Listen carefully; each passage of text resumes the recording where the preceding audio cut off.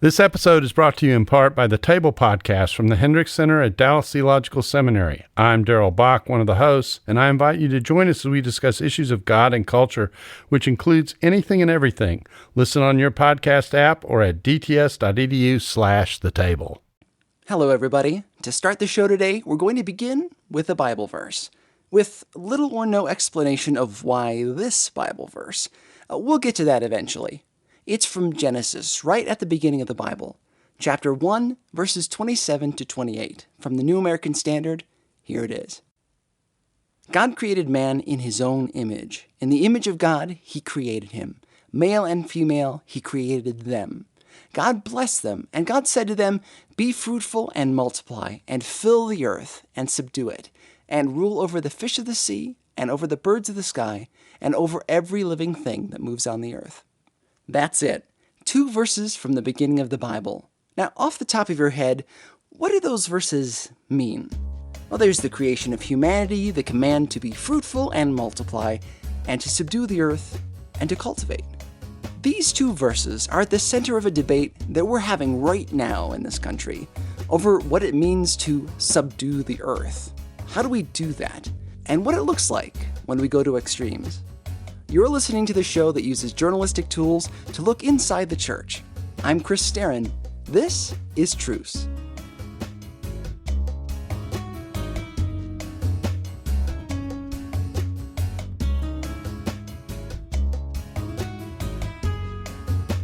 In April of 2018, NPR's podcast Embedded released a story about Scott Pruitt. It's some good reporting, and there's a link to it on our website, or you can find it on their podcast feed. It was part of a series about officials in the Trump administration. Pruitt, as you may know, is the current head of the Environmental Protection Agency. I had the honor of speaking to some of the reporters for that NPR story. The first is Joe Wirtz. Sure. My name is Joe Wirtz. I am a reporter for State Impact Oklahoma. It's kind of a collaborative journalism project. We work with NPR and the stations here and report on, focus mostly on government policy and how government policy affects people and people's lives and livelihoods. He recorded our conversation on his end. I'm in the KOSU studio in downtown Oklahoma City. Thanks, KOSU. So Joe's work on the story goes back a little ways. Did a lot of reporting on Pruitt and Pruitt's role as AG in Oklahoma, as he transformed that agency into one that really took aim at the federal government. When he was the Attorney General of Oklahoma, Scott Pruitt set up a unit to look into federal government overreach, a federalism unit. He's a states' rights guy. He did that after he dissolved the Environmental Protection Unit for the state of Oklahoma. Led lawsuits against the federal government, certainly on the environmental front. He sued the EPA 14 times. The Embedded story, came on my radar. I had, been talking to the folks I work with at NPR for a long time about this interesting pollution case that was this, long simmering case over this watershed that Oklahoma and Arkansas, share. This water story is a big part of the Embedded episode. I spoke with another reporter from Embedded about why they included this particular event in their story. We'll be going between him and Joe Wirtz. His name is Tom. Sure. My name is Tom Dreisbach, and I'm a producer with the NPR podcast Embedded. He was kind enough to record his end at NPR in Los Angeles. So they chose this one part of Pruitt's history to focus on. I think the question that is raised by appointing and nominating Scott Pruitt to run the Environmental Protection Agency is, what is his record on the environment? And through looking at this Illinois River case, you can get a sense of what priorities he has when it comes to the environment. Here's a recap of that story. So the Illinois River starts in Arkansas, weaves over into Oklahoma. This river plays an important role in that area. It's used for recreation. Most people sort of, when they think about Oklahoma, associate Oklahoma with the dry, windswept prairie, but it's not like that at all in this part of the state. It's lush and green. There's fly fishing and canoeing and kayaking and forests and just It's a big tourism draw. It's just culturally very important to the people that live in this part of the state, and it's a lot of it is fed by this Illinois River. The river is at risk. There are these wastewater treatment plants upstream in Arkansas and a bunch of chicken farms. The chickens poop in these chicken farms, and the waste and the feathers and the seed, all that stuff is scooped up. A common outcome for this chicken waste, they call it chicken litter, is to spray it out onto a field. And it's actually a super good fertilizer, and so they've been land applying this chicken waste. Farmers spread it out on their fields, and the crops love the stuff. The trouble is that there's too much of it in concentrated areas. Specifically, the phosphorus inside this smelly mess leaches into the water, into the Illinois River, where it goes downstream to Oklahoma, Scott Pruitt territory. It's so nutrient rich that algae grows like crazy, and makes the rivers slimy and gross and hazardous to swim in. And the chicken waste pollutes the water. Now, a lot of these chicken producers are upstream in Arkansas. Some are in Oklahoma too, but to deal with this problem, a Democratic attorney general sued some of the chicken companies to get them to stop putting this waste out onto the land. That lawsuit eventually went to court. It was completed before Scott Pruitt took office as the Oklahoma attorney general. But the judgment still hasn't been handed down, even though it's been 8 years. And critics of Pruitt, including people that worked on that case, said that, Pruitt essentially slow-walked this case, that he didn't push it forward, he didn't try to get it in front of the judge, he didn't try to draw attention to it, that, there's a lot of different tools an attorney general might use to speed this case along if you wanted to see a resolution, especially if you were concerned about water quality. You would want to see a resolution, and critics would say and do say that he didn't do any of that. Scott Pruitt, as the Attorney General of Oklahoma, could have done something to nudge this case forward. It's just one of several examples where we see Pruitt's motivation. He's pro-industry, pro-business, even when it means hurting the environment. As he was running for Attorney General, he was taking donations from the poultry industry and some of these chicken producers. So the Environmental Working Group reported that Scott Pruitt took $40,000 from the poultry industry for his 2010 campaign, 90% of which came from outside Oklahoma. And now, the amount of that waste that had declined is now starting to tick back up. So it's still an ongoing issue. Scott Pruitt is in the news a lot right now. There's a lot of concern, mostly about his spending. He has a 24/7 security detail, even at Disneyland on a family vacation, flying first class because he says it's safer. His staff installed a $43,000 soundproof booth in his office. And that's just the more sensational stuff. More troublesome is his conflicts of interest. Now that he's the head of the EPA, he's got more than a dozen former energy lobbyists on his staff. One of them is Nancy Beck, a lobbyist for the chemical industry whose current job at the EPA is to oversee toxic chemical regulations. The people who once pushed against the EPA are now running it. Certainly when he became Attorney General in Oklahoma, he started suing, the federal government, started suing the EPA. But prior to that, he didn't really have much to say about the environment or about energy. It was really something that he came to later on in his career. So the first part of his career was a lot more focused on religious liberty issues, about the role of government in people's lives, the sort of separation between church and the government, and how he envisioned, that relationship to be, and what the boundaries were supposed to be. So Pruitt's early career was a lot more informed by religion and a lot more focused on religion. And, he's an ambitious politician. Which brings us around to why we're covering this story on Truce. Scott Pruitt is a Christian. That's what really piqued my interest when I heard the story on Embedded. Why would an NPR podcast about the Trump administration and Scott Pruitt turn into a discussion of Christianity? What do the two have to do with each other? A lot, as it turns out. And that we'll cover right after this message. This episode is brought to you by No Small Endeavor, the acclaimed podcast from Great Feeling Studios and PRX. In each episode, host and award-winning theologian Lee C. Camp sits down with courageous and impassioned people, like Hollywood legend Rob Reiner and civil rights hero Reverend James Lawson, talking about what it means to find true happiness and flourish in day-to-day life. And if you're looking for somewhere to start, why not check out the recent episode with award-winning journalist and best-selling author Tim Alberta on Christian nationalism's role in the Republican Party. Follow No Small Endeavor on Apple Podcasts, Spotify, or wherever you get your podcasts. Hi, this is Chris. At this point, right here, is when the audience is engaged in listening. This could be where we talk about your product or your ministry. I need your help to take this show full-time.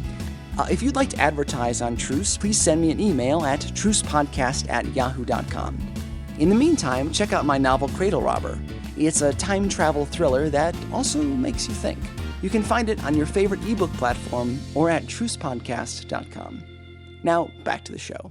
What does Christianity have to do with Scott Pruitt? I asked Tom why they chose to include Pruitt's faith in the embedded piece. Yeah, so Scott Pruitt, one of the things while doing the research that we found is that his religious faith, and he's Southern Baptist, informs a lot of his politics, and it's something that he's talked about quite a bit.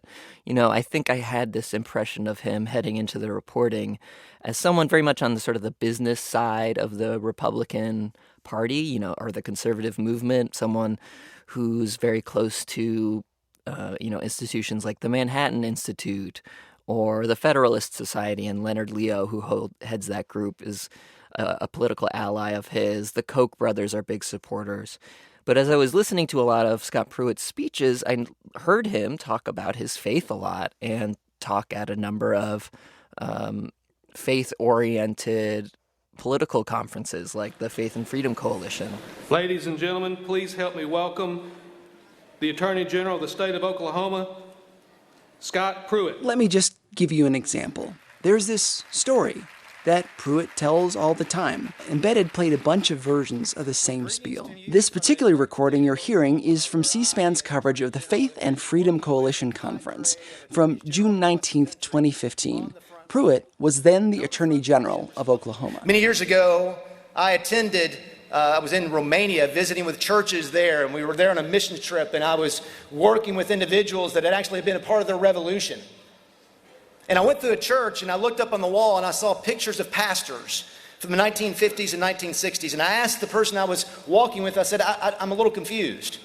I know who was in authority, who was in power during the 1950s and 1960s in Romania. It was the Communist Party. From 1947 to 1989, Romanians did not enjoy freedom of religion. So Pruitt was surprised. Why would there be pictures of pastors on the wall from that era if there wasn't freedom of religion? In Romania, and I see these pictures of pastors up on the wall. Did you actually meet and worship during that time frame? And the person said, yes, we met every week. But as we met in worship, there was always someone in attendance from the government who listened to everything that we said. And if we exported outside the four walls of the church that which we were taught inside the four walls of the church, we were arrested, persecuted, and prosecuted. It's true. Romanians couldn't evangelize. They had to be monitored by the government. And remember, this recording is from 2015, before the election of Donald Trump. So Scott Pruitt is going to scare people a little bit about Hillary Clinton. There are people in this country today, one person in particular who's on the Democrat ticket for president, who believes that our First Amendment right only guarantees you the right to worship on Sunday and not to live out your faith in the public square. Let me say to you unequivocally that the First Amendment of our Constitution gives you the right to live out your faith in the public square. It is not a private faith. It's not just about worship. It's about living free exercise in the public place every single day. For Scott Pruitt, it's all about religious liberty, about keeping the government from overreaching. When the government tries to regulate something, anything really, it's after your religious freedom.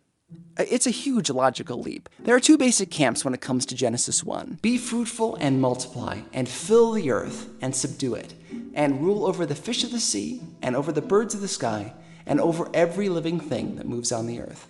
The first is that the commandment tells us to make use of the environment, to cultivate the ground, eat of its bounty, to protect the earth, sometimes through legislation that stops polluters from harming the planet. Defend it so it keeps producing for generations. The other is how many more vocal Christians see it, that Genesis 1 gives us the right to use the resources God gave us, and anyone trying to stop that, to regulate it, is encroaching on our God-given right. Regulating the environment is equal to regulating religion. Scott Pruitt seems to back both horses. There's this, smokescreen, a breakdown in logic. Tom Dreisbach put it this way. Well, I would say, I would summarize his position a little bit more nuanced than that. He has a position that he believes the climate is changing, and he believes humans impact that, or are at least one factor in why the climate is changing. Here he is in an interview on CBN. Truly, and clearly, the climate changes. There's no, for someone to say that someone's a skeptic or a climate denier about the climate changing, that's just nonsensical. We see that throughout history. We impact the climate by our activity.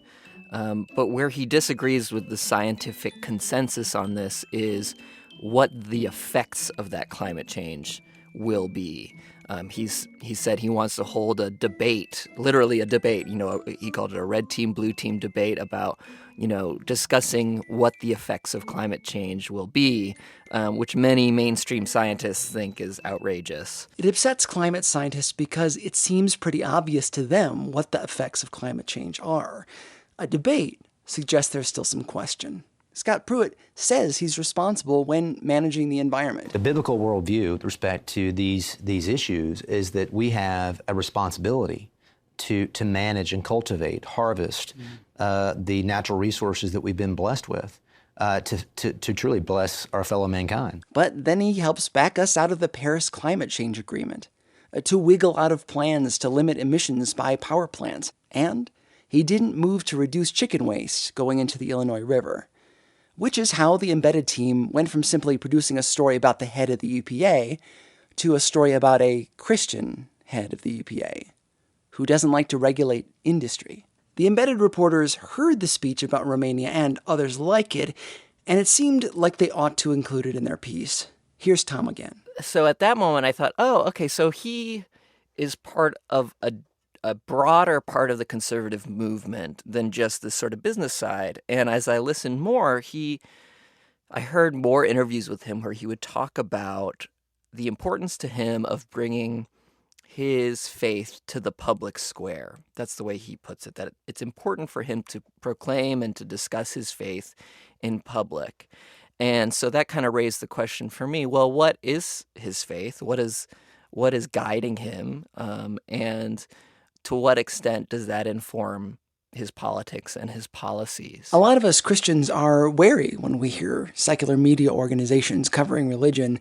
It seems like we mostly get press when we're tied to bad actors, to scandals. Well, certainly, I don't want to make people think that all Christians think like Scott Pruitt, or that all evangelicals or even all Southern Baptists think the way that Scott Pruitt does. But I guess I would just push back against the idea that this is necessarily bad. There's a large number of people who agree with Scott Pruitt's views on the environment, and I think he has a strong base, certainly in his church in Broken Arrow, Oklahoma, for these views. I think the thing you want to always avoid is any kind of stereotyping or relying on broader generalizations about someone's religious faith. And so what was really important in the reporting process was to examine the specifics of his faith and to examine exactly what he has said and what that has translated to in terms of policy. So not to overgeneralize what Southern Baptists believe or evangelicals believe more broadly, but to really just look at what Scott Pruitt himself believes and then hold that up a little bit to the light to help people understand where he's coming from and what he plans to do as EPA administrator. It's funny, when you put things out into the world, sometimes you get a big response and sometimes there's crickets. So I don't know. I guess I'm curious for you, how did it come across to you? I enjoyed it. I'm one of those, I kind of like to have my fire stoked and my brain going at 100 miles an hour. There are always interesting things listening to podcasts, or especially for NPR. And again, I listen to almost everything NPR does, on and off. But there are a few moments where it's kind of like, I wonder if they have any Christians on staff. A few things sort of like defining what a crisis pregnancy center is. It's kind of like, oh, those are all over the place. You know, Sure. It's not just sort of a localized thing in Oklahoma. There are ways that like that, even just referring to was anti-abortion or anti-choice versus pro-choice. You know, those kinds of things are just editorial choices that you make. And I've gotten used to that with NPR. That's sort of standard. Yeah. So on abortion particularly, you know, we have strong editorial guidelines on that we refer to people or organizations not as pro-life or pro-choice or anti-life and anti-choice, basically because, and this is pretty consistent across most news organizations, I think it's the Associated Press guidance, because it feels like those terms can be loaded, that they're trying to, you know, obviously they're trying to bring people to their side of the argument. And so the language we try to use is anti-abortion or anti-abortion rights and pro-abortion rights. Let me interrupt this candid part of the conversation to say that the Associated Press does recommend the words pro-abortion rights and anti-abortion rights, which to many conservatives sounds like the AP picked a side, because whoever is anti-something sounds like the bad guy. It's plenty controversial in its own right because it makes conservatives stop listening to the reporting and get caught up in that one phrase. An otherwise unbiased conversation can get hijacked pretty quickly. Yeah, and it's always a tricky thing when you're discussing something that one group of people is intimately familiar with, you know, like a crisis pregnancy center, but other folks might not be at all. And so it's always a balancing act to say, you know, you want to bring people who aren't familiar with the concepts along while also not alienating folks who are very close to those ideas, which is always a tricky balance no matter what you're covering, whether it's, you know, faith-based issues or anything else. Right. And I think, again, I totally respect your editorial choice in doing it because he did say it. But when Nick Garland is at the Southern Baptist Convention, there's a moment where he lumps together like every controversial stance in like 2 sentences, and he's yelling when he does it. It's like, oh gosh, I really wish they hadn't chosen that clip. Listen, in this generation where people are trying to decide what they believe about sex, it's because we've forgotten the one who made them male and female. In a generation where we're not sure if God created because we've propagandized evolution, we've forgotten in the beginning God. And they believe environmentalists are wrong to worship the earth. Instead, one should worship God. They exchange the truth of God for a lie, worship and serve the created somethings instead of the Creator. Do you hear about God's glorious creation or the green movement or global warming or Mother Earth? Because it's just so much to deal with in one shot. Especially when somebody's yelling. I mean, nobody sounds good yelling in a speech. Yeah, that was, and I respect that choice, but it just kind of is painful. It's painful to hear that sometimes. When you see behavior like this, does it shape your personal ideas about things? Does it ever impact you personally? Well, you know, every story leaves a mark for sure. You know, it makes you think a little differently about the world or about the story you're covering. You know, I think, you know, obviously one of the real great benefits of being in this job is that it exposes you to a very wide variety of people who live in a very wide variety of ways and who have had a lot of different life experiences. So I think every story really leaves you with something, and shifts your perspective at least a little bit. It's just very lucky to be able to constantly be learning something new, whether on this story or on any other that we've done. So, you know, I get to cover a lot of different things, which is just really fun in a lot of ways. I mean, sometimes it's tough, but I don't know. I feel very, very lucky to be able to do this work and to talk to the amount of people that I do, and to let people and to have people share their stories with me. I mean, it's just very. It's a very what's the word I'm looking for? It's a privileged position, I think. I wanted to include that bit of audio for a number of reasons. We sometimes hear that there's a war on religion fueled by the media. I don't really get that sense from Joe and Tom. They really couldn't have been more helpful or more available. Which leads me to say that the conclusions reached from here on out are all me. These do not necessarily reflect the opinions of Joe Wirtz, Tom Dreisbach, NPR, or Embedded. See, I respect people's opinions about energy policy. Obviously, we still need oil and gas for energy. My car is powered by gasoline. My bicycle is lubricated with oil. There are any number of good arguments for the energy industry and for renewables, for doing both responsibly. And we need that debate in this country. When we try to justify our politics with really out-of-context Bible quotes, with fear-mongering, we get into sticky territory, because it's not there in the text. Genesis 1 does not give us permission to be reckless with the environment and to harm others. If anything, it says we're to protect the environment. It also doesn't say anything that refutes the existence of climate change or global warming. Let's play a little more from the CBN clip. Now, listen to how this broadcaster says the words global warming. As for climate change or global warming, the environmental left labels Pruitt a science denier. Did you catch that? The, sarcasm he used when he said global warming? How does it make us look when we talk like that? I mean, seriously, stop and think for just a moment. As for climate change or global warming, the environmental left labels... When we talk like this, we sound entitled, cranky, like we don't know what we're talking about, and worse still, it corrupts our testimony. The news coverage, this Embedded story, could just be about Scott Pruitt, his policies, the weird pay raises, and the soundproof booth. And we should be talking about how we regulate the environment, or how we don't regulate it. Instead, Christ gets dragged into a debate in which the Bible is largely silent, at no fault of his own, and it hurts our witness for making us look uncaring, obsessive, and in the pockets of big business, instead of loving to widows, orphans, and our neighbors downstream.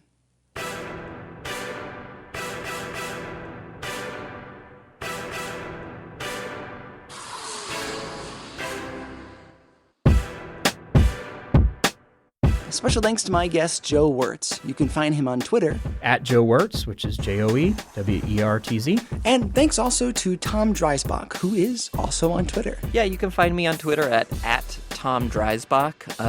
Dreisbach is a little tough to spell. It's Dreis as in Sam, B as in boy, ACH. Embedded is available wherever you find podcasts. The Trump stories are especially informative. Tell me what you think about Truce on Facebook and on Twitter at @TrucePodcast. Our website is trucepodcast.com, where you can find out information about my other projects and support this show. Please tell your friends about the show because I don't have much of a marketing budget and the word of mouth is the best word. Special thanks to Andy Huff, who created our Truce logo, and for Nick Sterin and Seth Robertson for their editorial help.